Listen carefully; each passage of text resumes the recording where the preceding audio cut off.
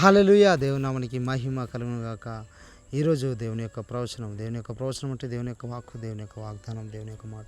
చూడండి, చాలామంది ఈ యొక్క ప్రవచన వాక్కును వీక్షించి ఎంతోమంది కామెంట్ సెక్షన్లో తెలియజేస్తూ ఉన్నారు. మాకు వ్యక్తిగతంగా కూడా చాలామంది తెలియజేస్తూ ఉన్నారు. ఎస్, ప్రాఫెట్ గారు ఈ యొక్క ప్రవచన వాగ్దానం ద్వారా దేవుడు ప్రత్యేకంగా నాతో మాట్లాడుతూ ఉన్నాడు, ప్రత్యేకంగా నన్ను దర్శిస్తూ ఉన్నాడని చాలామంది మాకు మరలా తెలియజేస్తున్నారు. అందుని బట్టి దేవుని నేను స్తుతిస్తున్నాను. ఈరోజు దేవుని యొక్క ప్రవచనము ఈ ఉదయకాలమే మీరు లేవగానే ప్రభు మీతో స్పష్టంగా మాట్లాడే ప్రవచన వాక్కు. చూడండి, అపోస్తుల కార్యము 10వ అధ్యాయము 3వ వచనము.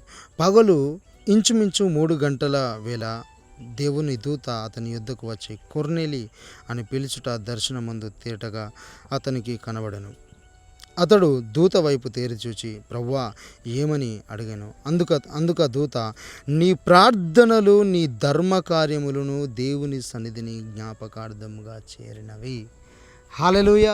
బైబిల్ తెలియజేస్తుంది. ఈరోజు దేవుడు నీకు ఇస్తున్న ప్రత్యేకమైన వాక్యం ఏంటంటే, నీ ప్రార్థనలు, నీవు ఆయన కోసం పడిన ప్రయాసము, నీవు ఆయన కొరకు చేసిన ధర్మ కార్యములు దేవుడు ఈరోజు జ్ఞాపకము తెచ్చుకుంటున్నాడు. 20 సంవత్సరాలు ఈ క్రైస్తవ జీవితంలో, ఈ 30 సంవత్సరాలు ఈ క్రైస్తవ జీవితంలో దేవుని కొరకు పాటుపడుతూ ఆయన కొరకు జీవించాలి, ఆయన కొరకు నిలబడాలి, ఆయన రాజ్యం కొరకు ముందుకెళ్ళాలి, ఆయన కొరకు బ్రతకాలి అని మీరు డిసైడ్ అయ్యి ఆయన కొరకు మీరు ముందుకు సాగుతూ ఉన్నారు. దేవుడు నీ ప్రార్థనలు జ్ఞాపకము తెచ్చుకుంటున్నాడు.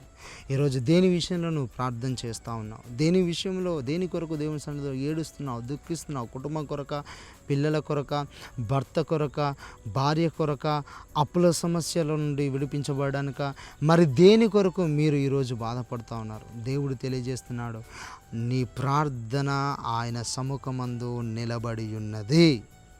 ఆయన నీకు సమాధానం ఇవ్వబోతున్నాడు, ఆయన నేను దర్శించబోతున్నాడు, ఆయన నేను విడిపించబోతున్నాడు, ఆయన నీ జీవితంలో ఉన్నతమైన కార్యాలు జరిగించబోతున్నాడు. నీ దేవుడు నీకు నమ్మకస్తుడై ఉన్నాడు.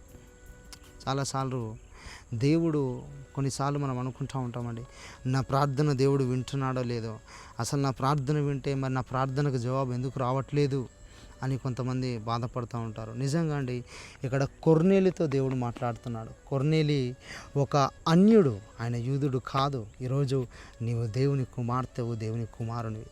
ఒక అన్యుని ప్రార్థనే దేవుడు విన్నప్పుడు నీవు దేవుని యొక్క కుమార్తెవు, దేవుని యొక్క కుమారునివి.